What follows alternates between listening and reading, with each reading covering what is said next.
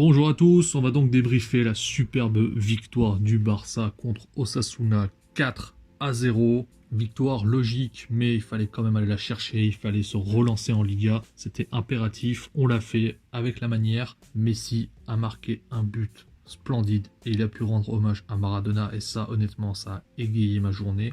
Ensuite, Antoine Griezmann, il fait un superbe match lui aussi. La raison est en partie tactique, on va le voir tout à l'heure. Dans ce match-là, il y a deux Barça. Il y a celui de la première mi-temps qui joue avec des faux ailiers et il y a celui de la fin de match à partir de la 60e qui va jouer donc avec des vrais ailiers. Du coup, je vais profiter de cette vidéo pour expliquer ce que ça change tactiquement de jouer avec des vrais ou des faux ailiers. On va commencer avec donc la compo de ce match. Il y a deux très bonnes nouvelles dans cette compo. Tout d'abord, la titularisation de Mingueza en défense centrale.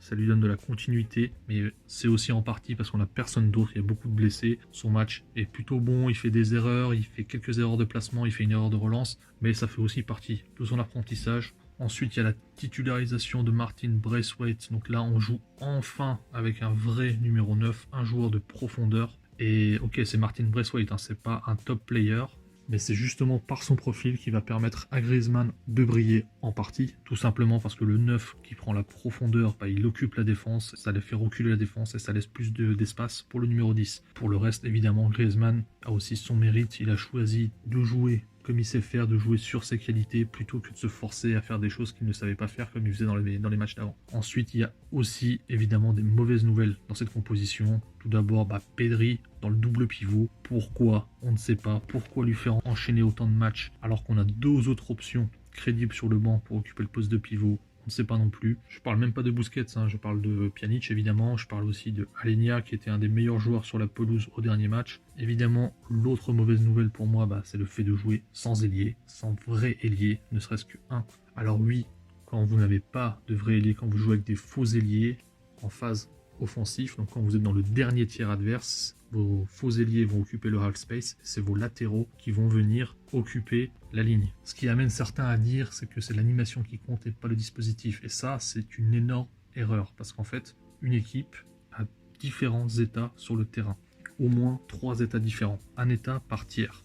Donc une équipe va avoir un premier état dans son propre tiers, un deuxième état dans le deuxième tiers, et enfin un troisième état dans le tiers adverse. Donc il y a au moins 3 états différents. Et en fait, dans chaque état, chaque joueur a une position différente. Et pour passer d'un état à l'autre, les joueurs ne se téléportent pas. Ça prend du temps, ça leur demande des déplacements. Et chaque joueur, dans chaque état, il va avoir un rôle différent. Je vais prendre un exemple extrême pour essayer de comprendre ça. Imaginez que par exemple, Piqué, qui est défenseur central, lorsqu'on est dans notre propre tiers, il est dernier défenseur, et qu'ensuite l'entraîneur lui demande que lorsqu'on arrive dans le dernier tiers, dans le tiers adverse, il soit dans le half space droit par exemple. Alors évidemment c'est débile de faire ça, mais on pourrait le faire. Rien n'empêche un coach de faire ça. Pourquoi on le fait pas? Parce qu'en fait ça va demander tout simplement à Piqué beaucoup d'efforts, ça va lui demander du temps de se déplacer entre chaque tiers, et ça va demander aussi au reste de l'équipe de temporiser le temps que Piqué puisse occuper cet espace-là. Voilà, je prends exprès un exemple extrême pour vous faire comprendre qu'en fait les joueurs ne se téléportent pas. Donc le latéral il va pas se téléporter et arriver tout de suite occuper une position offensive. Et en fait chaque joueur il a un rôle spécifique, et en fait à partir de ce rôle spécifique qu'il a dans le dispositif de base, et c'est là où le dispositif est important, parce que c'est le dispositif qui va dicter aux joueurs quel déplacement ils doivent faire pour que l'équipe puisse passer d'un état 1 à un état 2, puis à un état 3. C'est le dispositif qui lie tout ça. Et en fait, dans le football d'aujourd'hui, où la transition est mise en avant, où les meilleures équipes, que ce soit Liverpool, Bayern, ne jurent que par les transitions, une des choses les plus importantes pour pouvoir jouer ce football-là, évidemment, c'est de pouvoir passer rapidement d'un état 1 à un état 2 à un état 3. Voilà, je ferme cette parenthèse. Revenons donc à nos faux ailiers. Quand on joue avec un faux ailier, notre bloc dans le premier tiers, il se positionne ainsi. Dans le dernier tiers, il se positionne ainsi. Les faux ailiers prennent le half space et les latéraux prennent les ailes. La première chose que ça implique, vous l'avez deviné, c'est la vitesse du changement d'état. Donc, ça va demander pas mal de temps aux latéraux de monter et de se positionner comme il faut. Et pareil, ça va leur demander aussi du temps de revenir. Mais ce n'est pas tout. Il y a un autre point qui est très important, c'est les transitions, justement. Donc, l'arme absolue du football moderne, entre guillemets. Et quand on joue un 4-2-3-1 sans ailier, on se prive en partie de cette arme redoutable qui est la transition. Parce que lorsque l'on initie une contre-attaque, le latéral, il ne peut pas se téléporter par magie devant. Donc il ne sera pas aux avant-postes. L'ailier ou le faux ailier, lui, il sera là. Et c'est ça qui fait toute la différence. Avoir un joueur de vitesse, un joueur de percussion dans ces moments-là, ça change tout. On va le voir sur 2 séquences.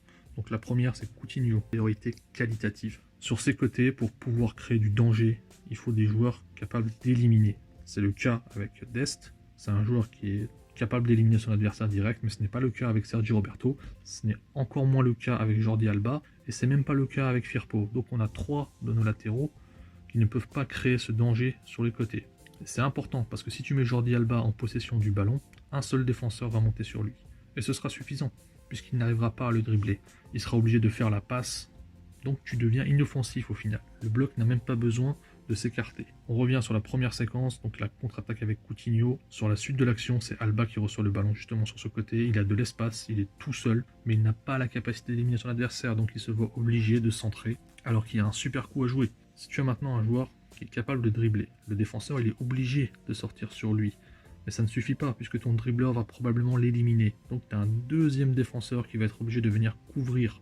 Et ça crée plus d'espace à l'intérieur. Ça crée une supériorité dans une autre zone. On le voit sur cet exemple, par exemple, là c'est Alba qui va venir se mettre dans le half space cette fois-ci, et il va laisser à Dembélé le côté. Et on voit que Dembélé, il élimine tranquillement son adversaire et il peut frapper au but, chose que Jordi Alba n'aurait jamais pu faire. On va voir une autre séquence, là c'est Trincao qui va attraper le ballon alors qu'on est dans notre tiers à nous, et avec ses qualités de dribble et de vitesse, il va pouvoir remonter quasiment tout le terrain, passer en relais avec Messi, et on va se retrouver rapidement en position offensive. Il y a 2 points qui sont clairs ici. La première, c'est que le latéral, il n'aurait jamais été positionné à ce niveau-là en phase défensive. Donc c'est impossible que Dest y chope le ballon ici, comme l'a fait Trincao, pour commencer à dribbler et remonter le terrain.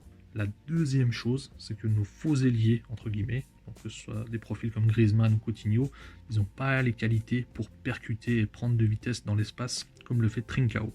Je vous laisse à l'image donc une autre action où vous allez voir l'intérêt des ailiers dans ce dispositif.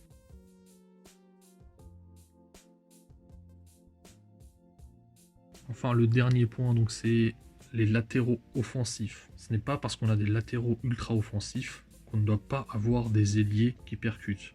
Regardez juste comment joue le Bayern, parce que j'entends tout le temps parler du Bayern quand il s'agit de faire les louanges du 4-2-3-1, mais regardez plus en profondeur. Leur 4-2-3-1, c'est très loin du 4-2-3-1 qu'on pratique au Barça. Ils ont tout d'abord un vrai numéro 9, chose que nous, avant ce match, on n'avait pas. Ils ont ensuite des latéraux très offensifs, et on l'a vu contre le Barça. Davis, il est rentré dans notre surface, il a donné un assist à Kimmich, qui était l'autre latéral. Ils ont ensuite des ailiers qui percutent, qui ont de la vitesse, que ce soit Perisic ou Gnabry, ils ont tous les 2 marqués contre nous, je vous le rappelle.